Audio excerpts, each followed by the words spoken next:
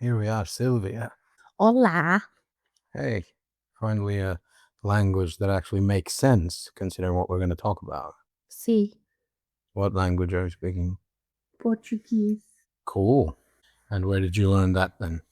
In Portugal. Wow. Yeah, we've done a corporate retreat in Portugal, and I'm gonna go straight into the heavy stuff so that we can then move on to the lighter stuff. All right, we get it over with. Heavy stuff being we went to the same resort where the infamous, awful Madeleine McCann case happened. And when we booked the villa and everything, I didn't think much about it. It was 18 years ago. Absolutely terrible. Like, some still don't have a definitive answer of what happened to that girl, but I didn't realize how tiny this place is. And the resort was so small that every day I walked to the local supermarket for supplies. I would walk past where it happened, the resort that family was staying in. And I don't know, maybe some perverts who listen to this case on every true crime podcast out there a million times can say whether all the buildings are still the same or whether it's changed. I would at least hope that they changed the number of the apartment that she was taken from, because when you walk past, you look at the ground floor of this place, the Ocean Club, you're thinking, oh Christ, which one was it? And it was 5A that she was taken from, but you would at least hope that they changed the numbers, right? Yeah, it's just a bit haunting, isn't it? Yeah, very haunting, and I didn't realize that it would haunt your whole stay. And obviously, Portugal deserves some other kind of chat too about the amazing food and culture and history. And I wanted to record some full length episodes in Portugal, but the Wi-Fi at the holiday house was no good. So just doing a little bonus episode here just to mention, yeah, the Madeleine McCann thing.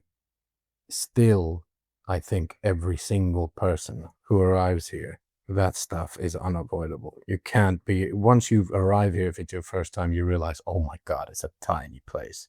I thought we were just going to like a massive resort and it happened 20 years ago, or almost 20 years ago in one of the rooms here.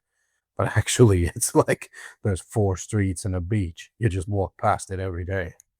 Yeah, it's a fishing village that's now no longer at all a fishing village from the 70s, and it's just a stretch of beach and residential, but like hotel residential all the way up the hill. No, no other industry here or anything. It's just tourism down in the Algarve, and like this must still affect to some extent the tourism, especially from Britain.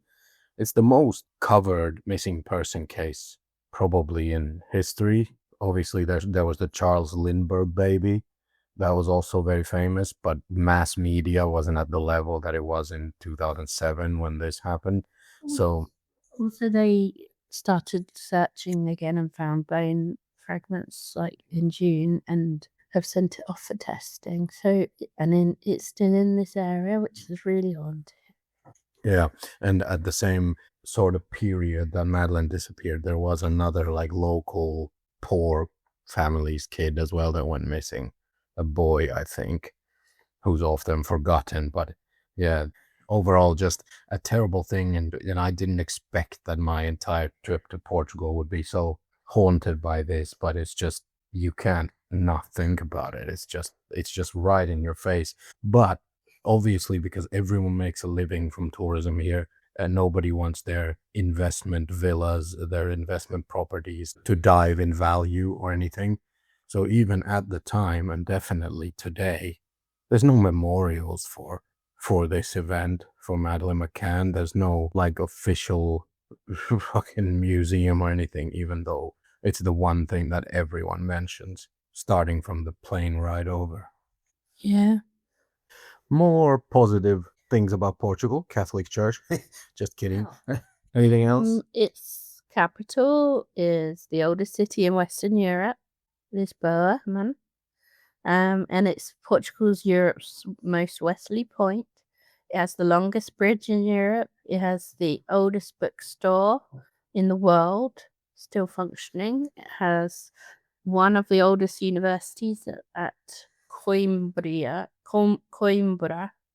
Lisbon was struck by one of the most powerful earthquakes in European history, and is one of the oldest nation states in Europe from the 12th century. So, hurrah! And also, I love how peppy your voice is about all this. You sound like you're swallowing can you? Portuguese history while talking. I'm so intelligent when I have Google in front of me. So there. Yeah, I know everything right now. Yeah. But anyway, there are no rules on this podcast. So, but Portugal, when something more interesting or more current comes up, there is no rule that says we can't go to Portugal again on this podcast. Oh yeah, there's a lot of surfing as well. Like, the highest wave was here. Just What highest wave of all time? surfing wave, 25, 24, 25 somethings. Probably feet, not meters. I don't think that. Well, I don't think the wave was 24 meters high. I'll have to come back to you on that one, and when it stops buffering. Do we still say buffering? Or is that out? What's buffering? Yeah, what is buffering? Nothing's buffering actually right now, Sylvia, because this is again talking as is diversifying, as they say. The number one rule on the internet is keep innovating, never change the same. So I am doing what's called a local recording because currently we're not connected to the internet. Oh yeah. Also, can I just say an announcement about ice cream? It's pretty good out here. Yeah, in Portugal. Yeah. Portuguese ice cream has been excellent. And any Portuguese listeners out there, send in your anger. Send in fuck, you can't be talking about 20-year-old criminal cases when you come to our country. Yes, we can, because yes, we can. Yeah? But don't do that. Don't. Anyway, hey, I at least didn't tell any awful Madeleine McCann jokes. Yet. Yeah. Oh, that was one. Yet.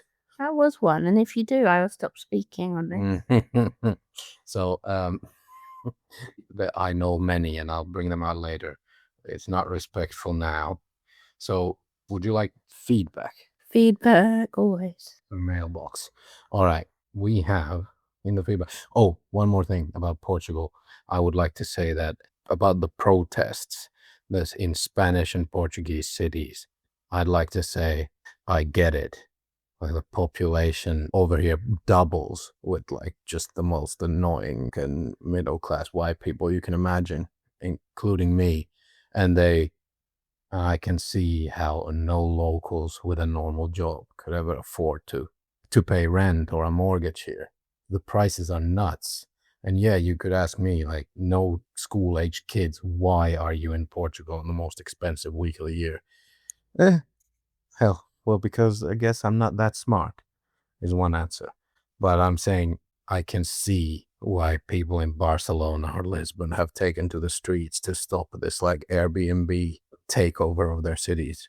Yeah. Just It's a shame. the prices are insane. Well, local supermarkets are more expensive than in Finland, at least in the summer. I don't know if they drop prices in the low season, but right now, at least they're selling Cadbury's chocolate bars for €8.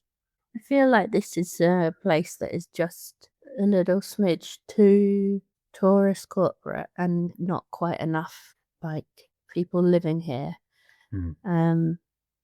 Because there will be actual fishing towns around that just offer you just a bit of normality where you're not completely I feel like I'm paying the man. You know, the man. The man. The man is getting all the money. Yeah. All right. We have the engine, the machine. Yeah. The man, the machine, Okay. All right. We have a couple of episodes to cover feedback wise. Joey in the sky. You got anything? What's Joey in the sky? Oh, Joey in the sky with diamonds. Going up to Joey in the sky. Oh yeah. Gonna go when I fly. You're stupid. I like that. That was better than mine. Joey has a good perspective for people who are a bit scared of flying. It's horrible. he's quite reassuring. Yeah. But generally, pilots I think are a little bit like surgeons, where they're like power mad. But he was all right. Yeah. That's Well, a compliment. So. our old friend Kumar sent. He had positive and negative things to say. He said, "Great episode with Coach Joey." Do you know why he's called Coach Joey? Mm. When he was a drone expert for Amazon in Cambridgeshire, he also coached the Cambridge University men's ice hockey team. Wow. And this you can verify on the interwebs as well. True story. So our old friend Kumar says, "Great episode with Coach Joey, though I wasn't a fan of the part where the lightning wind made him happy to rub it in the face of Leafs fans, especially when later he was quote unquote heartbroken for Edmonton fans losing to the Panthers." It sounds like Kumar's a bit of a sour Toronto Maple Leafs fan. You might be wondering what any of this has to do with flying. It was a flying and drones episode, but yes, we dabbled in a little bit of ice hockey. Ice hockey foreplay. Yeah, there was some ice hockey foreplay. Yes, exactly. Yeah. So we had that. Then another thing that I have to say here in between the feedback session, I know, keeping our finger on the cultural funny button, I know that there was certain very, how do I say, controversial guests on a big podcast that rhymes with Schmo Mogan. And we have people in our Talking Ass circles who are reacting to what was said. And perhaps there would be an episode, but we also have some people who don't think we should give a platform to some of the people or ideas. It had to do with trans issues.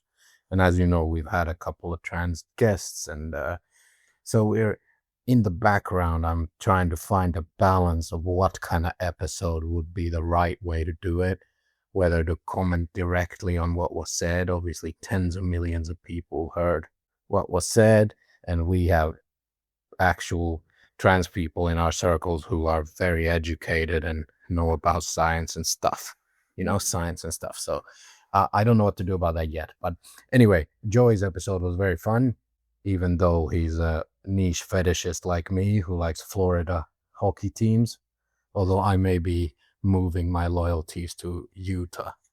I think always I go believe, with Utah. yeah, I believe no state tax there either, or very low, so they might be good soon, because we established that in the states where there's no tax, more players want to come there and play, Oh yes. because they earn more.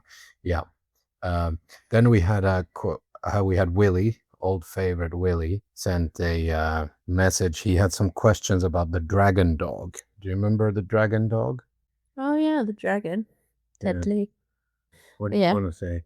Well, I was going to say, I interrupt this broadcast to announce that I am better at pool volleyball than you, actually. Yeah. But then again, we work together, so nobody's been in a swimming pool together. That's nonsense. Never It happened. was market research. Oh yeah, we might do a water volleyball series at some point. I've done the training on professional boundaries. I'm fine. It's just you. It's always me. All right, here's Willie's feedback again. He's an old friend of the show. The dragon dog sounds like a ferocious little beast. So that we can get a better understanding, if you ended up insulting its mother or something and it took offense, would you win in a fight? How many of these beasts could you take on in a row? Kung Fu movie rules apply, and it's always one-on-one. Oh. And then he said, with eternal love, Willie. No. Yeah. It would. You go first. How many could you take of the dragon Well, dog? if it took a fence, it would take the whole fence. Number one. And oh, funny wordplay. It was very good. And number two, I think I would just climb a tree, but I think it climbs. So I'd just do one round where I leave the ring. In Tekken 2, I'd be like, stuck at the edge being attacked. Okay. Well, to get off the floor, but not able to. In a very strange way, I do love this animal, so I don't want to necessarily describe in detail how I would perhaps prevail in a fight, but I also definitely do want to describe it in gory detail. So here's what he does, right? Is if he goes for you, he will hang on to your arm, for example, and not let go. Which and that's fine. I would take the pain. I would maybe ask someone to like inject some codeine or something so that I'm immune to the pain in the arm, and then I would have my other arm free to prevail. Let's just put it kindly that way. Like I could do anything with the other arm to then in the most ruthless and brutal manner maim and kill. And then how many? Well, the answer is obviously only one of these, because you can only use that tactic. These things attack and then they lock on, and if you have one hanging off of each arm, then what are you gonna do? What, bite them to death? Like, that's not realistic. You could try. You could. Okay, two is if you can take the pain while they're hanging onto your arms, you walk to a swimming pool and then like drop your arms into the pool and drown the two of them. But then any more, like if there were 3 or 4, they would grab onto your legs and that's it, or one would go for the neck. So I think maximum 2 of these you could survive, possibly only the one. I feel also I have prized a deadlocked dog's mouth open to get it off my dog. Yeah, Mostly. not this dog.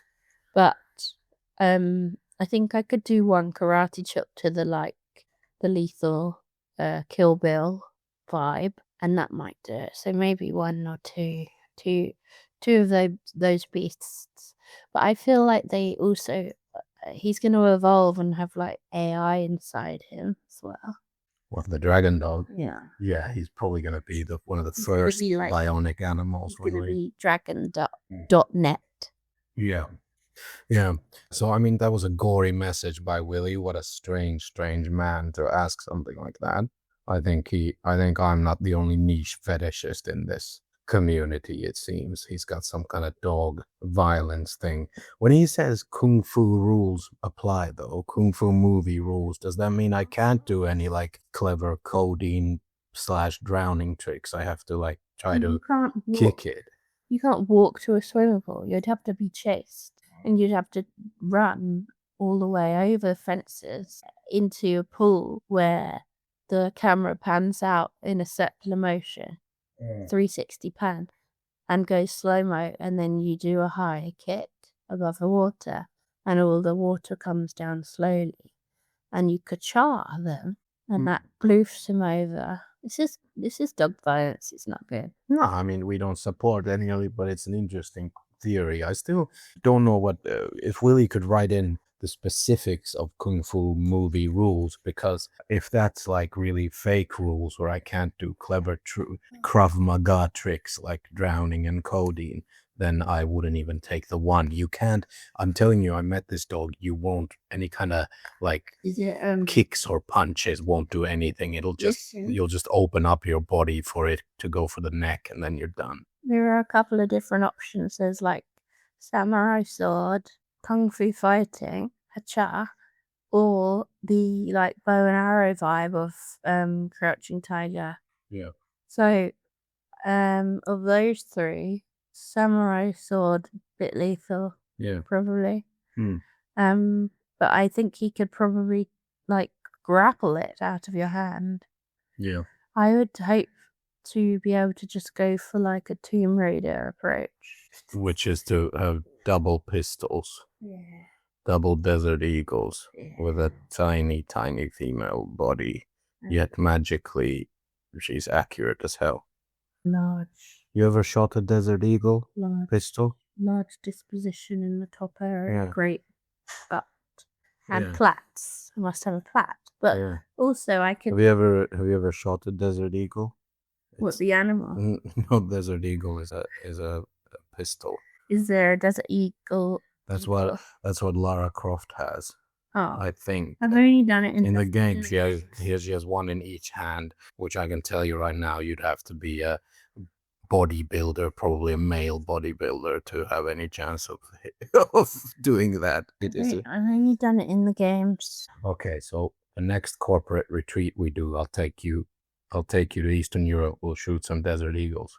I would just rather an afternoon playing the game, if I may. Okay, fair enough. I'll pass. Might be less good content though.